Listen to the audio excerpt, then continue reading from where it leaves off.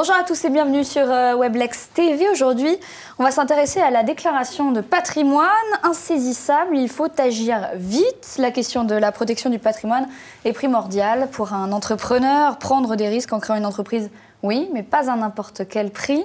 Cela suppose donc de s'organiser pour mettre son patrimoine à l'abri. Il existe à ce sujet une solution qui profite à l'entrepreneur individuel et qui intéresse son patrimoine immobilier. On va en parler aujourd'hui avec Sophie Gégou, expert comptable chez Strego. Bonjour. Bonjour. Sophie et Jean-François Mingui, rédacteur en chef chez Weblex. Bonjour, Jean-François. Sophie, déjà première question, pouvez-vous nous rappeler tout simplement quels sont les risques auxquels peut être confronté un créateur d'entreprise vis-à-vis de son patrimoine?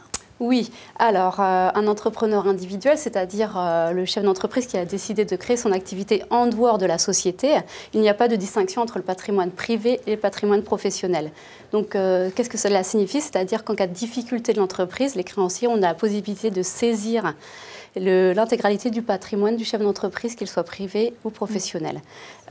Pour cela, il existe certaines solutions, et notamment cette fameuse déclaration d'insaisissabilité sur le patrimoine immobilier. Et quelle est la marche à suivre pour faire cette déclaration d'insaisissabilité?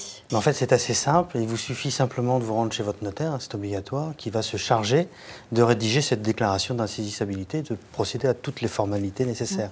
Alors, pensez simplement à ramener les titres de propriété et tous les documents qui vont lui permettre d'élaborer cette déclaration. Est-ce que tous les biens immobiliers de l'entrepreneur peuvent-ils être mis à l'abri, Sophie? Non, uniquement le patrimoine immobilier qui ne rentre pas dans l'exploitation.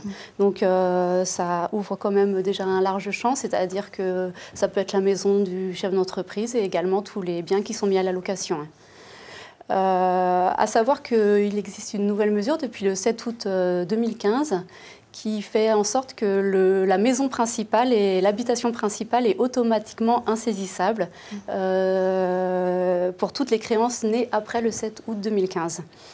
Alors, il y a des petites choses à noter, notamment le fait que si vous utilisez votre habitation principale, si une partie de votre habitation principale est utilisée à titre professionnel, la partie privée sera de toute façon insaisissable. Il n'y a pas besoin de faire d'indivision.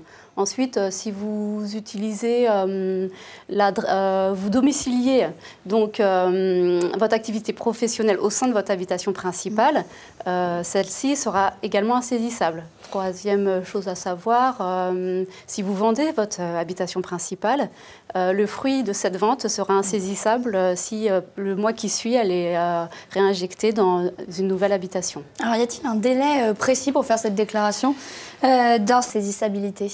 Alors, en pratique, aucun délai ne s'impose à l'entrepreneur pour faire cette déclaration. Mais plus vite il l'a fait, et mieux ce sera, parce que cette déclaration n'a en fait d'effet que pour l'avenir. Alors, concrètement, ça veut dire que la protection qui est induite par cette déclaration n'a d'effet qu'à l'égard des créances professionnelles dont les droits naissent après la publication de la déclaration. C'est un peu barbare, mais en fait, ça signifie que la déclaration ne vaut que pour les dettes qui sont contractées après cette publication.